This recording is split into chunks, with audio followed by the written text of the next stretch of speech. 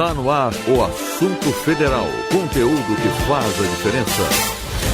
Olá, ouvinte! Hoje é segunda-feira, 17 de março de 2025. Mais uma semana começando por aqui, com muita informação e prestação de serviço para sua cidade, para sua região.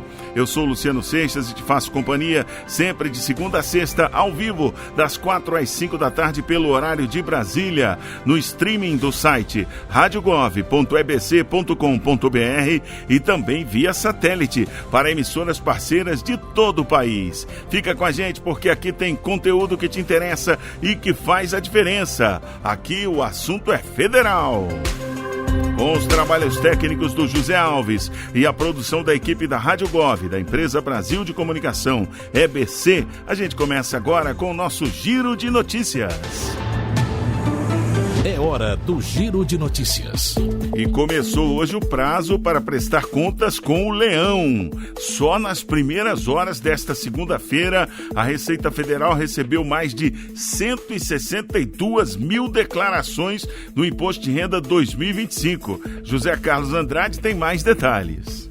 A Receita Federal recebeu mais de 162 mil declarações do Imposto de Renda 2025 até às 10 horas desta segunda-feira, dia 17. O prazo de entrega começou hoje e vai até 30 de maio. A expectativa é que pelo menos 46 milhões de declarações sejam enviadas até o final do período. E o Imposto de Renda 2025 traz novidades. De acordo com o governo federal, contas bancárias no exterior foram incluídas na declaração pré-preenchida e rendimentos externos agora são tributados anualmente a 15%. O limite de rendimentos tributáveis subiu para R$ 33.888 e o de receita bruta para atividade rural teve aumento superior a 10%. As restituições vão ser pagas em 5 lotes, de maio a setembro, e vão priorizar grupos específicos como idosos, pessoas com deficiência, professores e quem optar pelo PIX ou pela declaração pré-preenchida. Mais informações estão disponíveis na página Meu Imposto de Renda. Da agência Rádio Gov em Brasília, José Carlos Andrade. Que legal, é muita gente responsável aí, hein? Quase 200 mil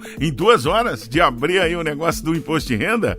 Bom, ainda falando disso, os dados parciais da declaração pré-preenchida estão disponíveis e podem facilitar a vida do contribuinte. Stefânia Lima conta pra gente.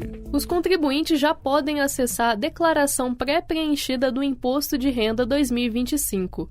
O envio das declarações começou nesta segunda-feira, 17 de março, e segue até 30 de maio. A versão pré-preenchida traz dados parciais, como rendimentos e pagamentos informados à Receita Federal. Até 1º de abril, novos dados vão ser incorporados, incluindo investimentos, imóveis e contas bancárias. O governo federal alerta que é importante que o contribuinte tenha toda a documentação para que possa comparar com os dados disponibilizados na pré-preenchida. A Receita espera receber 46 milhões e 200 mil declarações este ano, um aumento de 6% em relação a 2024.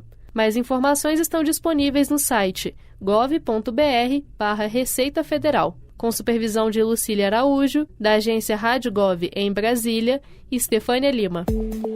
Trabalhadores nascidos em fevereiro podem sacar a partir de hoje o PIS/PASEP. Lademir Filipim tem as informações. Cerca de 1.700.000 trabalhadores com carteira assinada nascidos em fevereiro e que ganham até 2 salários mínimos podem sacar a partir desta segunda-feira, dia 17, o valor do abono salarial do Programa de Integração Social, o PIS, e do Programa de Formação do Patrimônio do Servidor Público, PASEP, em 2025, ano base 2023. A quantia está disponível no aplicativo da Carteira de Trabalho digital e no portal gov.br. Ao todo, a Caixa Econômica Federal liberará pouco mais de 2 bilhões de reais neste mês. Aprovado no fim do ano passado, o calendário de liberações segue o mês de nascimento do trabalhador. Os pagamentos começaram em 17 de fevereiro e vão até 15 de agosto. Da agência Rádio Gov em Brasília, Lademir Filipim. Olha, mais 127 brasileiros foram repatriados dos Estados Unidos nesse fim de semana. O Ministério dos Direitos Humanos e da Cidadania, em ação conjunta com os Ministérios da Saúde, do Desenvolvimento Social, da Justiça e Segurança Pública, da Defesa, além da Polícia Federal, recepcionou o grupo em Fortaleza. Da capital cearense, um voo da Força Aérea Brasileira seguiu com 75 passageiros até o Aeroporto Internacional de Confins, em Minas Gerais. Este foi o quarto voo trazendo repatriados que residiam nos Estados Unidos. E houve só essa oportunidade aqui, hein? O Ministério da Educação lançou uma rede de cursinhos populares para ampliar o acesso de estudantes em situação de vulnerabilidade ao ensino superior. Quem explica é José Carlos Andrade. O Ministério da Educação, MEC, regulamentou por meio de um decreto a Rede Nacional de Cursinhos Populares, CEPOP. A iniciativa busca ampliar o acesso ao ensino superior e à educação profissional de jovens da rede pública com uma renda per capita de até um salário mínimo, preferencialmente negros, indígenas, quilombolas e pessoas com deficiência. Os estudantes vão ser selecionados pelos cursinhos contemplados e vão receber R$ 200 mensais para apoio à permanência nos estudos, além de material didático focado no Exame Nacional do Ensino Médio, Enem e vestibulares. O programa vai ter duração máxima de 9 meses por aluno. Com investimento inicial de quase 25 milhões de reais para 2025-2026, o programa vai apoiar 108 cursinhos no primeiro ano, beneficiando mais de 4.300 alunos. Até 2027, o orçamento total vai chegar a aproximadamente 75 milhões de reais, contemplando 324 cursinhos populares.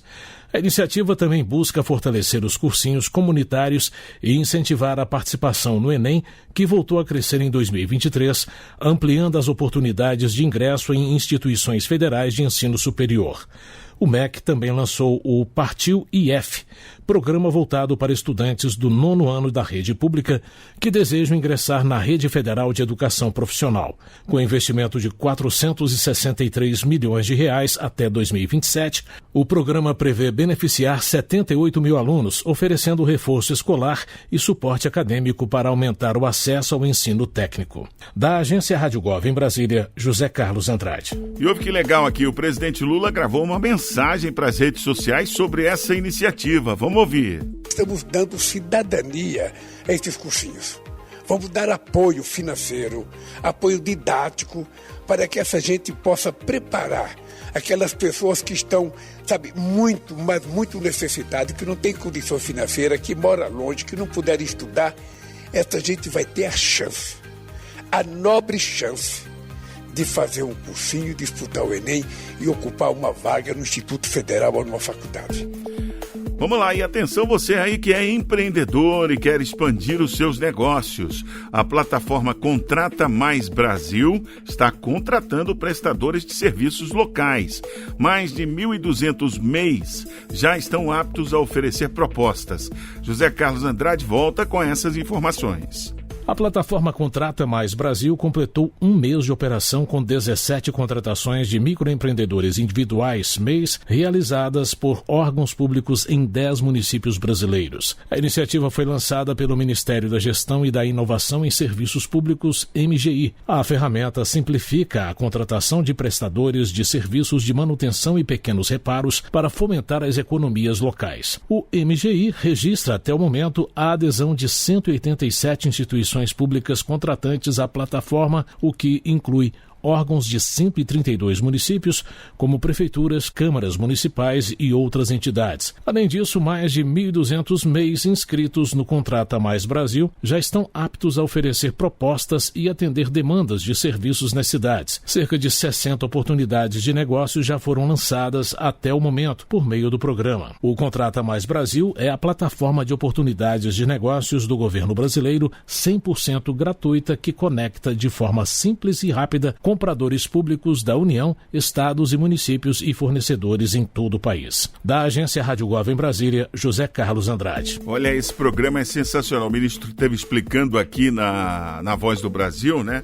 Eu lembro dele contando que o microempreendedor se cadastra lá no Contrata Mais Brasil e ele passa a receber, tipo assim, uma oferta, né?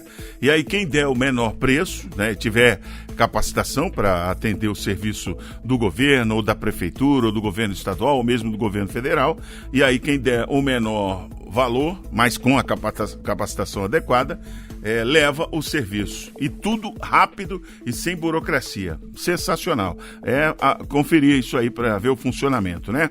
E capacitação nunca é demais, né? Então, estão abertas a partir de hoje inscrições para 200 vagas para jovens negros no comércio exterior. É o programa Raízes Comex, uma parceria entre o governo federal e o Senac, que valoriza a diversidade no setor. Claudimário Carvalho traz essa notícia pra gente. O Ministério do Desenvolvimento, Indústria, Comércio e Serviços, o MDIC, e o Senac lançaram um programa de capacitação voltado para jovens negros interessados em atuar no comércio exterior. A iniciativa, chamada Raízes Comex, abre 200 vagas neste primeiro semestre e ao longo do ano vai oferecer um total de 600 oportunidades em cursos gratuitos. Os cursos incluem formação para assistente de serviços de comércio exterior e técnico em comércio exterior, com aulas presenciais em 10 cidades de 3 regiões do país. As inscrições começam nesta segunda-feira, 17, com prazos específicos para cada localidade. Os participantes devem ter 16 anos ou mais, renda familiar de até 2 salários mínimos e ensino médio concluído ou em andamento. Além da qualificação, os aprovados receberão certificação com reconhecimento nacional. Mais informações sobre o cronograma, inscrições e documentos necessários estão disponíveis no site do MDIC, gov.br/MDIC. Da Agência Rádio Gov em Brasília, Claudimário Carvalho. E a partir de amanhã, dia 18 de março, o aeroporto de Fernando de Noronha volta a receber jatos. Eu não sei se você lembra, mas as operações de jatos nesse aeroporto estavam proibidas desde outubro de 2022, pelo risco causado por detritos na pista. A reabertura foi autorizada após obras de segurança na pista do aeroporto. Estefânia Lima. O aeroporto de Fernando de Noronha volta a operar com jatos a partir desta terça-feira, 18 de março. De acordo com o Ministério de Portos e Aeroportos, a decisão foi tomada após a realização de obras de segurança na pista. A ANAC, Agência Nacional de Aviação Civil, proibiu as operações de jatos em outubro de 2022 por riscos de detritos na pista. Desde então, só aviões turbohélice podiam operar. As obras incluem a recuperação de uma faixa central de 18 metros de largura ao longo de toda a pista de pouso e decolagem e a sinalização horizontal provisória. A recuperação total da pista segue até dezembro deste ano, conforme cronograma enviado pelo governo de Pernambuco. A ANAC anunciou que continua monitorando as obras e espera que os ajustes necessários sejam realizados dentro do prazo e que cumpram as normas de segurança atuais. Com supervisão de Lucília Araújo, da agência Rádio Gov em Brasília, Estefânia Lima. E o governo federal entregou 581 moradias para povos indígenas em Mato Grosso do Sul. Vamos saber mais no Boletim Povos Indígenas. Boletim Povos Indígenas, uma parceria entre o Ministério dos Povos Indígenas e a Rede Nacional de Rádio. O governo federal entregou 581 moradias para povos indígenas no Mato Grosso do Sul. As casas fazem parte do programa Minha Casa Minha Vida Rural e entidades, beneficiando 18 aldeias em 7 municípios na região de Dourados, no sudoeste do estado. O investimento total é de mais de 55 milhões de reais, sendo 43 milhões e 500 mil do governo federal e 11 milhões e 600 mil reais do governo estadual. Bom, para nós é um momento hoje muito importante, essa parceria do governo federal com o governo do estado, para que a gente possa entregar essas 581 unidades habitacionais para os povos indígenas aqui na região. E vamos, aumentando gradativamente essas entregas, que é uma necessidade muito grande, de moradias dignas para os povos indígenas. A ministra dos Povos Indígenas, Sônia Guajajara, também anunciou medidas para ampliar o abastecimento de água nas aldeias. Destinamos 2 milhões para que pudesse resolver essa questão da água. Estamos trabalhando para a entrega de 400 caixas d'água que já estão sendo instaladas.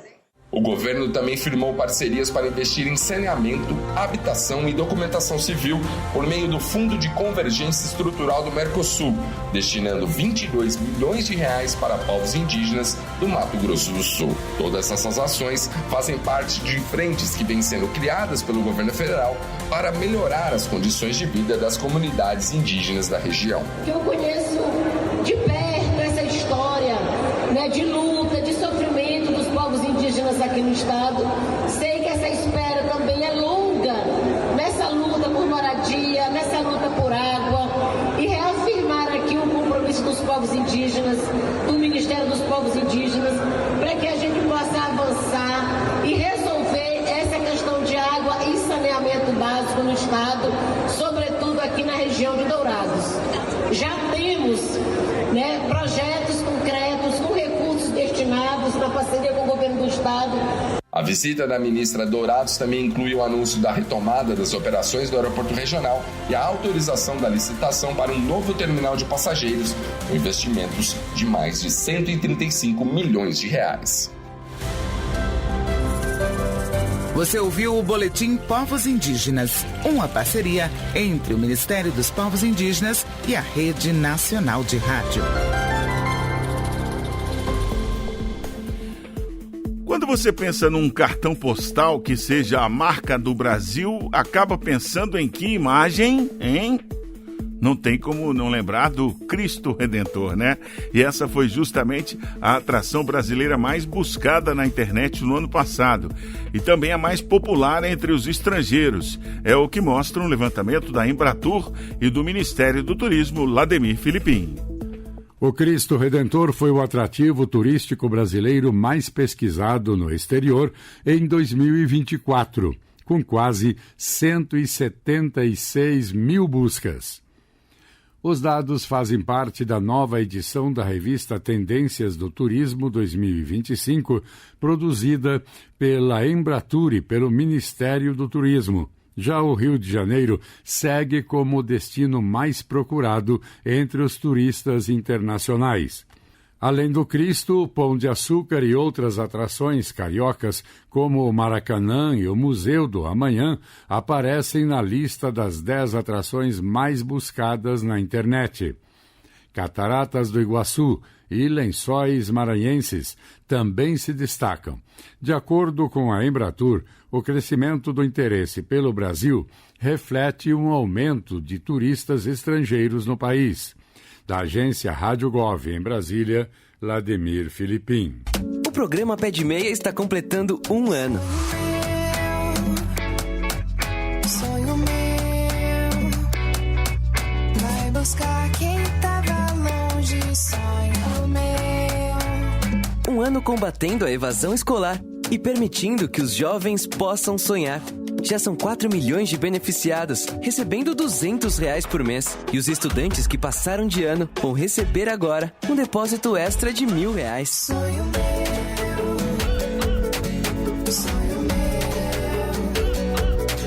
vai buscar quem tava longe, sonho meu. O Pé de Meia é um incentivo para você frequentar as aulas e investir nos seus sonhos. Procure a escola mais próxima. Sonho meu, sonho meu. Ministério da Educação, Brasil, União e Reconstrução. Você está ouvindo o Assunto Federal, conteúdo que faz a diferença. E agora vamos saber como está o tempo em todas as regiões do país. Roda a previsão aí, Zé. Previsão do tempo para esta segunda-feira, 17 de fevereiro de 2025. Centro-Oeste. Brasília, capital federal, tem nesta segunda-feira tempo claro com sol. Os termômetros registram mínima de 19 e máxima de 31 graus. A umidade relativa do ar é de 90% a 35%. Goiânia, em Goiás, fica com sol entre poucas nuvens. A temperatura mínima é de 20 e a máxima 33 graus. A umidade relativa do ar é de 95% a 30%. Nordeste. Salvador, na Bahia, apresenta muitas nuvens com chuva isolada. A temperatura marca mínima de 25 e máxima de 32 graus. A umidade do ar vai de 95% a 50%. Maceió, em Alagoas, fica com muitas nuvens com chuva isolada. A temperatura oscila entre 23 e 31 graus. A umidade do ar é de 95% a 65%. Norte. Manaus, no Amazonas, tem tempo nublado com pancadas de chuva e trovoadas isoladas. A temperatura mínima é de 24 e a máxima 30 graus. A umidade do ar é de 95% a 60%.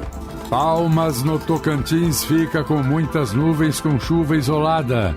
A temperatura mínima é de 23 e a máxima 28 graus. A umidade do ar é de 100% a 70%. Sudeste. Belo Horizonte, em Minas Gerais, tem tempo claro com sol. A temperatura mínima é de 18 e a máxima 33 graus. A umidade do ar vai de 90% a 30%. Itaguaçu, no Espírito Santo, comemora aniversário com tempo encoberto com chuvisco pela manhã e encoberto à tarde. A temperatura mínima é de 21 e a máxima 33 graus. A umidade do ar é de 95% a 40%. Sul. Porto Alegre, capital gaúcha, tem tempo claro com sol. A temperatura mínima é de 21 e a máxima de 26 graus. A umidade do ar é de 90% a 40%. Vidal Ramos, em Santa Catarina, celebra aniversário com muitas nuvens com pancadas de chuva isoladas. A temperatura mínima é de 21 e a máxima 34 graus. A umidade relativa do ar fica entre 100% e 50%. Você ouviu a previsão do tempo para esta segunda-feira, 17 de fevereiro de 2025. Com informações do INMET, o Instituto Nacional de Meteorologia, da agência Rádio Gov em Brasília, Vladimir Filipim.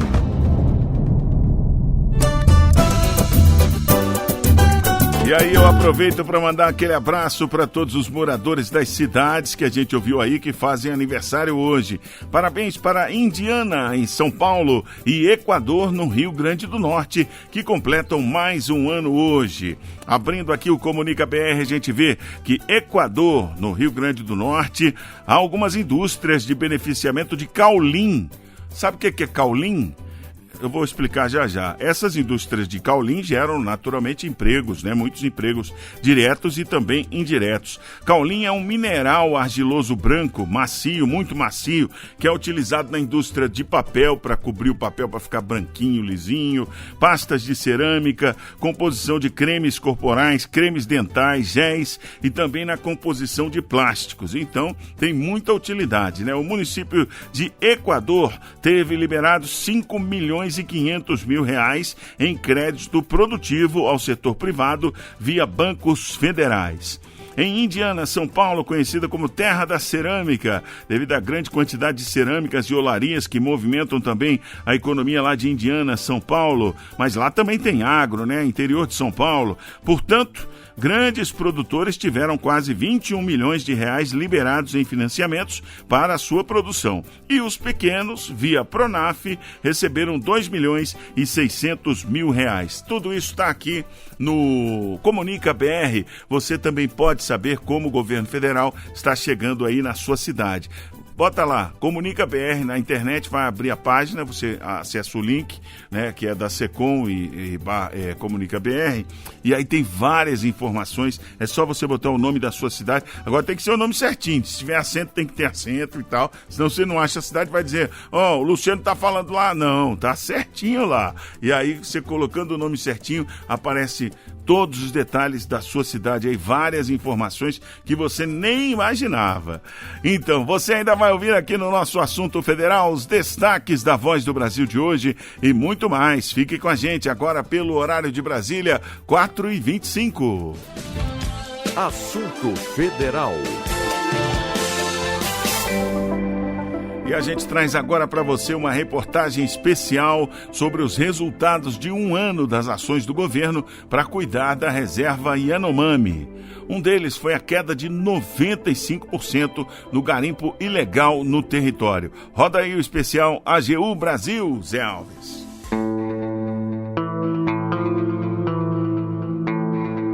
Cenas que chocaram, que entristeceram indígenas Yanomami famintos, desnutridos, sem lavoura, sem pesca, sem caça, tudo desestruturado pela contaminação de metais pesados, pela invasão de milhares de garimpeiros.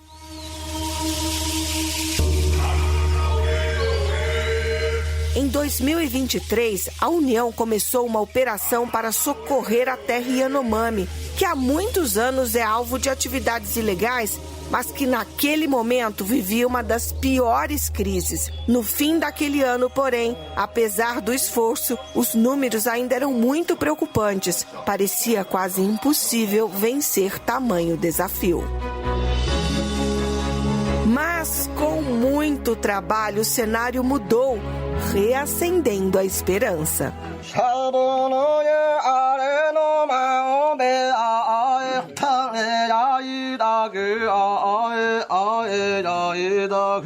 Uma mesa de coordenação que se reúne todos os dias para analisar as operações com todos os órgãos, pensar o dia seguinte, ter relatórios diários. Então tem toda uma metodologia que a gente levou para lá, com esse peso maior como Casa Civil e Casa de Governo.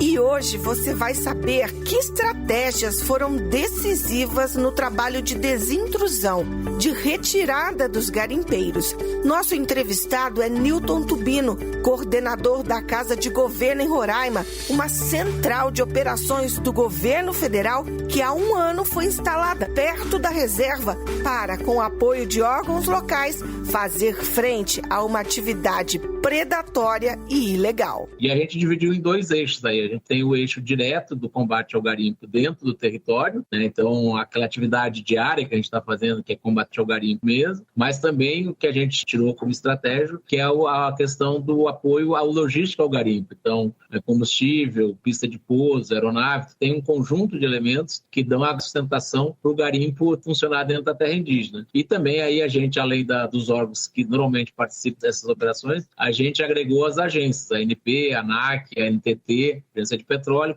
verificar os postos de combustível, fazer esse controle de venda de combustível, né, no geral, a NTT os transportes e a ANAC, principalmente a fiscalização de pista e de aeronave. Então, esse conjunto que a gente fez mais de 4.000 ações. Ações é isso mesmo, é campo, é patrulha com a Força Nacional, a gente começou a patrulhar e também avaliando em cima da estratégia do garimpo. Então, o garimpo operava muito de dia, começou a operar à noite. Então, a gente também começou a fazer o patrulhamento, as abordagens na parte da madrugada. Então, a gente foi se adaptando também. Os resultados começaram a aparecer em números. Então, garimpos novos, a gente reduziu em quase 96%. Então, a gente nunca dá para dizer que zero. Então, área nova, é um pouco que o Ministério do Meio Ambiente está anunciando. Você não tem área nova de desmatamento nesse período para abrir garimpo novo. E aí também, para nós, é importante, as associações dos indígenas lá têm um sistema que eles chamam de alerta, né? Alerta garimpo, né? Que é deles, eles encaminham as demandas semanalmente para a Casa de Governo. Dizem,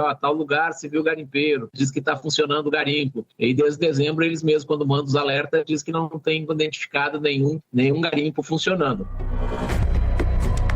Newton Tubino e toda a equipe envolvida sabem que o desafio não terminou, inclusive com novas táticas dos criminosos. O garimpo está mais remoto e mais distante das regiões, que também é um outro desafio para nós. Antes você tinha o garimpo, aquela foto tradicional do buraco aberto, ali está a máquina que é o motor ali, o acampamento era tudo meio junto. Hoje você tem esse buraco, mas o acampamento está a 5 km, a caixa que é usada para fazer a separação dos produtos está a 1-2 km dentro da mata. Tipo, a partir de setembro, cada vez mais a gente tem mais dificuldade no sentido que o desgaste é maior da ação de território. Você tem que pousar e caminhar 4-5 km na mata para localizar esses produtos. É mais difícil para quem fiscaliza, mas também ficou mais complicado para quem opera as atividades ilegais e criminosas. A estratégia de estrangular a rede de apoio do garimpo se mostrou eficaz. E o Sensipan criou uma metodologia para a gente também saber do tamanho do garimpo, porque muitas vezes o pessoal pensa, tinha 20 mil garimpeiros, quantos garimpeiros tem hoje? Eu até brinco, nunca foi feito um censo de garimpeiro. E aí, para evitar essa dúvida, tem muito, tem pouco, porque normalmente quando você faz as ações de repressão, você não encontra as pessoas, porque eles fugiram antes, caso do barulho da aeronave, então dificilmente você localiza. Em alguns casos, as pessoas se entregam nas bases do exército lá, estão com fome, porque esse bloqueio do apoio logístico é isso, não chega alimentação, não chega combustível, né? E isso reflete dentro do garimpo. Então, o Sensipan criou para nós um grid que é de garimpo ativo e inativo. Então, áreas que estavam explorando o garimpo e áreas que estão explorando hoje. Então, nós tínhamos em torno de 4.070 hectares de garimpo ativo dentro da região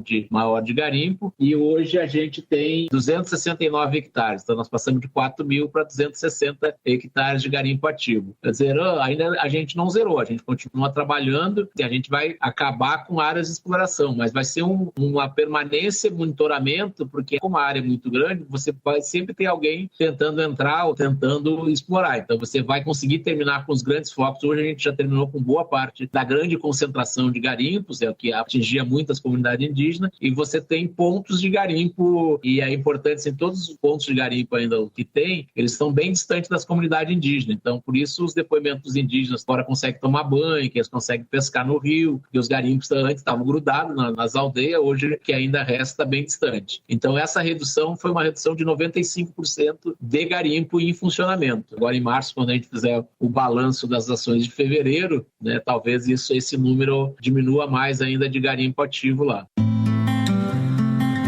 A Advocacia Geral da União, que faz parte desse esforço e garantiu as bases jurídicas das operações, mostrou nos tribunais o que tem sido feito.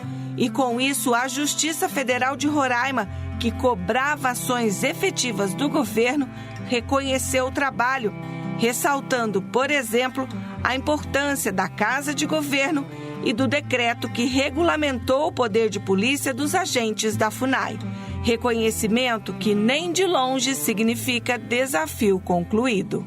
Criar algumas bases que são estratégicas, a gente vai manter o monitoramento, patrulhamento com imagem de satélite e patrulhamento fluvial. Aí são várias ações que a gente vai manter para evitar o retorno dessa atividade, né? Sabendo que o garimpo é muito rentável, o preço do ouro é muito rentável, né? Lá tem muito ouro e muita caceterita, que é um outro produto que tem um preço muito alto no mercado, mas as ações que a gente tem feito também tem esse objetivo. Quanto mais você aperta essa logística do garimpo, mais a atividade fica cara. Então, assim, um exemplo, 1 litro de óleo diesel hoje no garimpo custa R$70, né, lá dentro. Um voo que antes lá, esses voos que ainda utilizam para levar garimpeiro, produtos para dentro da terra indígena, que custava, no ano passado, 5, 6 mil reais, hoje custa 20 mil reais. Que daí quem banca isso, quem financia isso, que a Polícia Federal continua fazendo investigações, ano passado teve prisões, quem banca isso, ele chega um momento que fica antieconômico. A atividade tem que ficar antieconômica para não ter atração para ele explorar ali. Ele vai procurar outro lugar. Infelizmente, ele vai procurar. Ali tem a região do que eles estão passando muito para a Guiana, tem vários que foram para a Guiana, né? Alguns são públicos, que falam lá, nós fomos embora, esse governo não deixa a gente trabalhar. E essa região de fronteira traz outros obstáculos, por exemplo, o contrabando de mercúrio, metal pesado de efeito devastador para a natureza e para a saúde humana, usado no garimpo. Polícia Federal, o pessoal de inteligência tem trabalhado muito, que é a questão do mercúrio. O Brasil é signatário da Convenção de Minamata, então tem toda uma restrição de uso de mercúrio no Brasil, bem definidos os critérios, até aqueles que são utilizados, e o que a gente sofre muito é o contrabando do mercúrio. Mesmo ele ter aumentado muito, porque ele aumentou muito o preço lá na região de entrada ali, boa parte está vindo via Guiana. A Guiana não assinou a Convenção de Minamata, então isso é um problema do que você tem que enfrentar. Nós pegamos mais de, acho que uns 30, 40 quilos de mercúrio, que é muita coisa de mercúrio apreendido em operações da Polícia Federal e todos na faixa de fronteira. Não vai ser simples, mas com a expulsão dos garimpeiros, a natureza começa a se recompor. Essas áreas que estão desde 2003 sendo desativadas, essas já começaram a recuperação natural da mata. Vai ser a mata primária, né, a secundária, mas você já vê as áreas com vegetação retomando, né? Que é um processo mais longo, então que também tem a discussão dentro do governo, vai fazer replantio de árvore, porque algumas áreas foram muito afetadas. Tem áreas realmente que virou meio que um deserto pela extensão da atividade que tinha, porque a atividade é muito predatória mesmo. Do garimpo, o formato que ele é explorado, que eles chamam de tatuzão, que é com água com pressão que vai desmoronando o barranco, ele vai destruindo tudo que tem pela frente, né? Ele desmorona o barranco e as árvores que estão em cima ele vai botando abaixo. Então é uma atividade muito degradante. Então esse processo deve demorar um pouco mais. Newton Tubino, coordenador da Casa de Governo de Roraima, diz que a presença de igarapés é um alento que pode ajudar no processo. Antes de nos conceder a entrevista, ele estava mata dentro nas operações e viu outros sinais de que a terra Yanomami voltou a respirar vida. Com essa diminuição da atividade garimpeira, a gente viu no território um aumento muito grande dos roçados, né? Produção de mandioca, né, de macaxeira, aumentou muito, a produção de banana, mas tem vários ministérios, Ministério de Ciência e Tecnologia, IBAMA, ICNBio, tem ações de pesquisa, monitoramento para ter propostas, assim como O Rio de Janeiro será palco da reunião de chanceleres do BRICS em abril, o Grupo de Cooperação Econômica Sul Global. Vamos saber mais no Boletim BRICS Brasil de hoje. Boletim BRICS Brasil. Informações sobre a presidência brasileira do Grupo de Cooperação Econômica do Sul Global. A primeira reunião de chanceleres do BRICS, sob a coordenação brasileira neste ano, já tem data e local marcado. Será no Rio de Janeiro, nos dias 28 e 29 de abril. O encontro congrega os ministros das Relações Exteriores dos países membros do grupo e sucede a segunda reunião de Sherpas do BRICS, que está marcada para os dias 24 a 27 do mesmo mês. A informação foi confirmada em coletiva pelo embaixador Maurício Lírio, que atua como coordenador do BRICS Brasil a partir da função de Sherpa Nacional. Além do informe sobre a reunião, o embaixador retomou as prioridades da presidência brasileira para a agenda de cooperação do Sul Global, com destaque ao tema da equidade em saúde. Nós elegemos a área de saúde, até porque há uma particularidade muito importante para nós, que é o fato de que algumas doenças incidem mais em países em desenvolvimento do que em países ricos. E não necessariamente são as doenças privilegiadas em termos de pesquisa, inovação, investimento pelos grandes laboratórios mundiais. Maurício Lírio também reforçou uma defesa consistente do multilateralismo e a inveracidade de quaisquer informações sobre a criação de uma moeda comum do BRICS. Na verdade, o que nós temos discutido é justamente o desenvolvimento de plataformas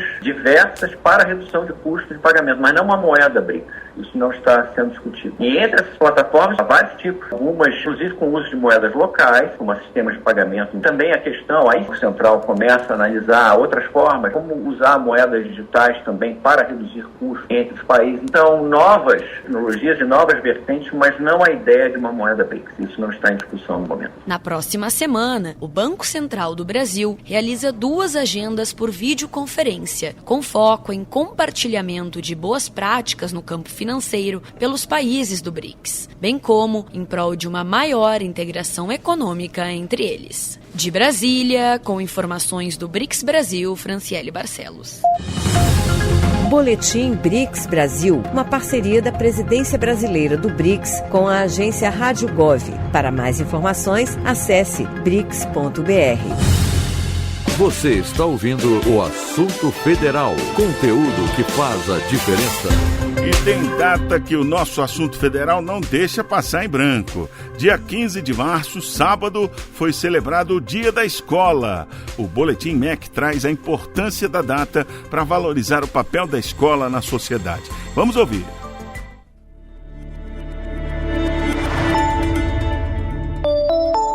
Olá, eu sou William Rodrigues e você está ouvindo o Boletim MEC. A escola não só é responsável pela formação acadêmica dos alunos, como também fornece para crianças e adolescentes um ambiente seguro de socialização, onde é possível aprender a respeitar e conviver com outras crenças, etnias, culturas e ideias. As instituições de ensino se colocam na comunidade como locais de desenvolvimento do indivíduo enquanto cidadão, fornecendo ferramentas e habilidades que permitem ao convívio em sociedade, como destacou a secretária de Educação Básica do MEC, Kátia Schoenkart. Hoje é um dia muito importante para nós, militantes da educação básica brasileira, né? É o Dia da Escola. E a escola é um equipamento público fundamental nas práticas educacionais formais. Não só por tudo o que acontece dentro dela, dentro dos seus muros, na relação entre professores, alunos, gestores, professores entre si, com técnicos educacionais, toda a comunidade escolar, mas também pelo que ela representa na sua comunidade, né? Em muitas comunidades brasileiras, a escola é o único equipamento público que existe. Então, ela acaba sendo a própria representação do Estado naquele território. E em situações extremas, como aconteceu na pandemia, ela foi o único ponto de contato do Estado com a população, especialmente mais vulnerabilizada. Então, é um espaço público de direito coletivo muito, muito importante, que precisa ser sempre respeitado, que precisa ser sempre valorizado, cuidado, como se fosse a nossa própria casa, mas a casa do conhecimento. Viva a escola brasileira! Neste 15 de março, data em que foi fundada a primeira instituição de ensino em solo brasileiro, em Salvador, Bahia, o Ministério da Educação celebra o Dia da Escola pelo seu importante papel na sociedade. Desde 2023, o governo federal e o MEC anunciaram uma série de ações voltadas à aquisição de equipamentos, à retomada de obras, à redução das desigualdades, à garantia da segurança alimentar e à permanência dos estudantes nas escolas. São exemplos desses programas o PDDE, que auxilia escolas na realização de atividades prioritárias, o novo PAC, que permite a construção de creches e pré-escolas e a aquisição de ônibus, e o PENAI, que garante a segurança alimentar e nutricional para milhares de estudantes brasileiros. Para mais informações sobre iniciativas e políticas da pasta, acesse o nosso site em www.gov.br/MEC. Ministério da Educação, Brasil, União e Reconstrução, Governo Federal. Momento Entrevista. E a nossa entrevista de hoje interessa a todo mundo. No último sábado, dia 15, foi celebrado o Dia Mundial do Direito do Consumidor. E a gente traz a conversa da jornalista Vanessa Leda com Vitor Hugo do Amaral. Ele é diretor de Proteção e Defesa do Consumidor. A entrevista foi feita no jornal Brasil em Dia. E ele fala dos avanços e dos desafios atuais e futuros para garantir relações de consumo sem dor de cabeça para o cidadão. Vamos ouvir. Diretor, o Brasil tem aí um dos códigos de defesa do consumidor mais avançados do mundo, mas é claro, novos desafios surgem constantemente. Na visão do senhor, quais são aí os maiores desafios atuais para continuar garantindo a proteção aí aos direitos do consumidor? Vanessa, o dia 15 de março se comemora o Dia Mundial do Consumidor em razão de um discurso feito pelo presidente Kennedy nos Estados Unidos em 1962. E eu tenho dito que os mesmos desafios são os desafios dito no discurso em 1962, só que em um novo contexto. Então hoje, ainda nos desafia criar um espaço de relação de consumo que tenha maior segurança aos consumidores, que tenha mais informação aos consumidores. Uma informação que seja clara, uma informação que seja precisa, uma informação que seja ostensiva e, atualmente, uma informação que seja verdadeira. Uma outra questão que também nos desafia é a liberdade de escolha. Que o consumidor tenha liberdade de escolha, que o consumidor possa escolher livremente os seus produtos, os serviços que vai fazer uso. E uma quarta dimensão, que é também um desafio desde o discurso do Kennedy até a data de hoje, é falar sobre espaços de participação dos consumidores. Que os consumidores possam, de fato, ser ouvidos nas relações de consumo que participam. Muitos desafios mesmo. Um deles também é o aumento do comércio eletrônico, né, diretor? Que foi uma coisa que se expandiu muito nos últimos anos, digamos assim, nos últimos meses, nos últimos anos, que é excelente, porque é super prático você comprar ali online, mas que ao mesmo tempo aumenta aí o número de fraudes, de golpes online. Como que o governo tem atuado aí para fortalecer essa segurança, como o senhor falou, que é um desafio enorme, e garantir que os consumidores não saiam prejudicados nas compras online, diretor? A prática das relações de consumo, do comércio online, ela é uma crescente, né? Não só o consumo feito em redes digitais, mas também toda a esfera digital que acaba gerando efeitos nas relações de consumo. Quando a gente fala de um produto inteligente, quando a gente fala de uso de inteligência artificial, e uma série de questões. São as novas tecnologias, elas afetam diretamente a relação de consumo. O comércio digital, de forma pontual, ele já vinha numa crescente, e quando nós nos deparamos com a pandemia da Covid-19, nós passamos a ter quase que na totalidade as nossas relações de consumo feitas de forma online, né? de forma digital. Então, isso é um legado também que ficou, um aumento considerável da prestação de serviço, de aquisição de produtos no modo online. Nós temos acompanhado, e aí veja, em 2015 havia um projeto de lei para atualização do Código de Defesa do Consumidor em matéria de comércio digital, de consumo digital, de comércio eletrônico. Tá?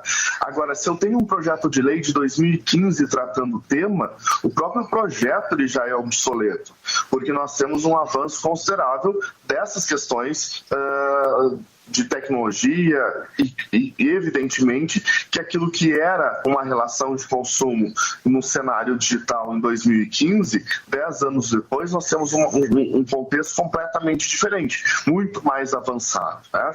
Então, acho que o principal desafio do governo é se mostrar atual, né, e atento às questões de avanço das tecnologias, no nosso caso, em matéria de relação de consumo, né? Mas também o que vale, e isso é importante sempre ressaltar, que o atual Código de Defesa do Consumidor, ele é um instrumento que vale tanto para as compras adquiridas, realizadas em lojas físicas, quanto no espaço digital. Então nós temos um código que é muito avançado. Tá? E nós não vivemos, isso é importante dizer, um limbo sem legislação para a matéria de relação de consumo na esfera digital. Nós temos um código e esse código ele deve ser cumprido, tanto no espaço físico quanto no espaço digital, ainda que a gente precise de aperfeiçoamento na matéria digital. Diretor, antes da gente terminar, acho que é importante a gente falar também do papel dos PROCONs, né, que atuam aí na fiscalização das empresas que descumprem, né, a legislação. Para o futuro aí, tem algum plano para fortalecer a atuação desses PROCONs? E aproveito para perguntar também quais são os planos para o futuro aí do direito do consumidor. Acho que é sempre importante falar de PROCON, né? Até porque nós falamos de uma legislação que tem mais de 30 anos, que é o Código de Defesa do Consumidor, mas ela foi extremamente inovadora quando publicada, quando criada. Além de eu ter um Código de Defesa do Consumidor, além de eu ter uma lei de proteção aos consumidores, foram criados também institutos, foram criados instrumentos de defesa do consumidor, que são os PROCONs. Tá? E vejo que esses instrumentos, que esses órgãos, eles são na esfera administrativa, que evita também a judicialização, evita a demora da resolução dos casos dos consumidores. E aí nós temos, dentro dessa possibilidade de atendimento, PROCONs municipais e PROCONs estaduais. Então, chega a cada consumidor, chega em cada cidade do país, em todos os estados do país, né? Nós não temos PROCONs em todos os municípios, mas nós temos PROCONs estaduais em todos os estados do país. Isso permite ampliar o atendimento, ampliar a informação, colher dados, informações, e cabe à Secretaria Nacional do Consumidor coordenar essa política nacional, esse sistema nacional de defesa do consumidor. Tá? É uma constante. Você perguntou se tem algum projeto de fortalecimento dos PROCONs. É constante a ideia de fortalecimento dos PROCONs. Os PROCONs são essenciais para a manutenção desse Sistema Nacional de Defesa do Consumidor. E a defesa do consumidor, Vanessa, ela é urgente. Tá? Nós temos sempre uma pauta nova, nós temos sempre uma situação que nos desafia. Então, os PROCONs, eles são essenciais para instrumentalizar a defesa do consumidor no país. Né? Nós temos agora, para o fim, encerrando o mês de março, com datas comemorativas ao Dia do Consumidor.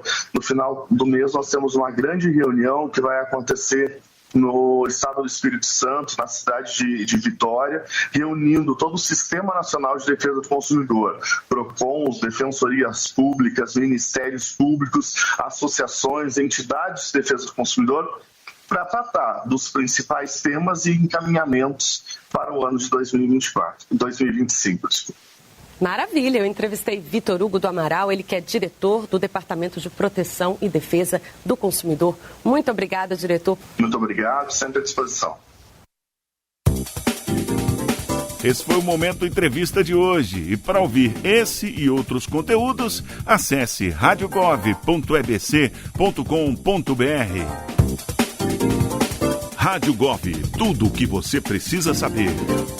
A sensação de alegria, de felicidade. O peito hoje ainda acelera quando fala Minha Casa Minha Vida, que eu sei que é minha, né? É uma casa, um sonho de qualquer pessoa. O Minha Casa Minha Vida voltou trazendo dignidade para as famílias. Mais de 1.250.000 casas contratadas. Superamos metade da nossa meta em 2 anos de governo. Essa é minha casa, minha história de vida. Todo dia a gente faz um Brasil melhor. Saiba como ter acesso ao programa em gov.br/cidades. Ministério das Cidades, Governo Federal.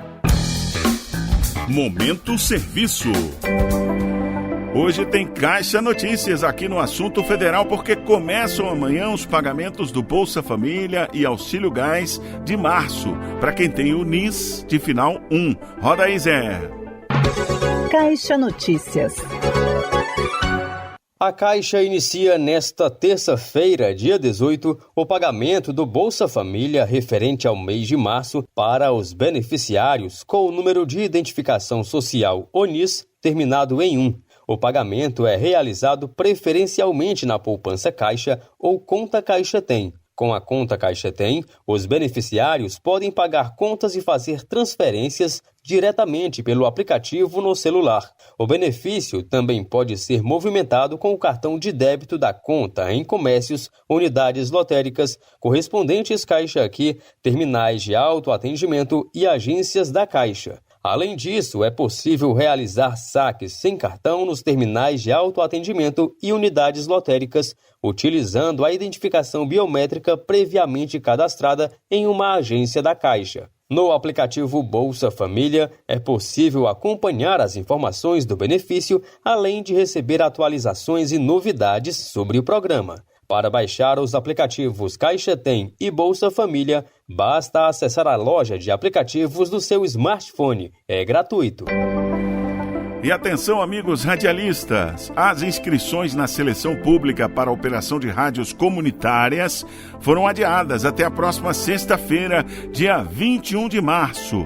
Lademir Filipim tem os detalhes. O Ministério das Comunicações adiou na última sexta-feira, dia 14, por mais uma semana, o prazo para que fundações e associações façam inscrições na seleção pública para obter autorização de operação de rádios comunitárias no Brasil. Segundo o ministro das Comunicações, Juscelino Filho, a rádio comunitária é um veículo que dá voz aos anseios de cada localidade com prestação de serviço e cultura para a população. A ampliação do prazo vai permitir uma maior participação da sociedade e aumentar o número de rádios comunitárias no país. De acordo com a pasta, o sistema de inscrição das entidades interessadas em participar do edital apresentou problemas técnicos e instabilidade e, portanto, o prazo final para as inscrições encerra-se na próxima sexta-feira, dia 21. O adiamento foi publicado em uma edição extra do Diário Oficial da União desta sexta-feira, dia 14. O edital completo pode ser conferido nesse link: gov.br/mecom/pt-assuntos/rádio e TV aberta COP 3 OF SEI 11 91 56 04 edital 186.pdf. De acordo com o edital, existe a possibilidade de instalação de rádios comunitárias em 795 municípios de 21 estados. Da agência Rádio Gov em Brasília, Lademir Filipim. Vamos lá, e essa aqui para os moradores da capital gaúcha. O Ministério da Saúde iniciou o primeiro mutirão no Grupo Hospitalar Conceição. O GHC vai começar a funcionar em 3 turnos durante a semana, de segunda a sexta-feira. O centro de diagnóstico e a sala de cirurgia vão funcionar até 1h da manhã, para atender aquelas pessoas com dificuldade de comparecer ao longo do dia por causa do trabalho ou de outra atividade. Lademir Filipim conta como foi o começo desse mutirão para reduzir o tempo de espera. O ministro da Saúde, Alexandre Padilha, inaugurou nesse sábado, dia 15, em Porto Alegre, o primeiro mutirão de exames e cirurgias do ano realizado nos hospitais do Grupo Hospitalar Conceição, no Rio Grande do Sul. Com foco na saúde de mulheres e pacientes com câncer, a ação vai reduzir o tempo de espera dos diagnósticos e acelerar a realização de cirurgias eletivas. Em um dia, o mutirão garantirá 339 atendimentos, 88 cirurgias gerais, pediátricas, ginecológicas, ortopédicas, entre outras especialidades, e 251 exames que incluem mamografias, biópsias de mama e eletrocardiogramas. Na capital gaúcha, o ministro Padilha reiterou a recomendação do presidente Lula em trabalhar diariamente como se fosse uma obsessão para reduzir o tempo de espera para o atendimento especializado no Brasil e anunciou a ampliação do horário de atendimento no Grupo Hospitalar Conceição. Da agência Rádio Gov em Brasília, Lademir Filipim.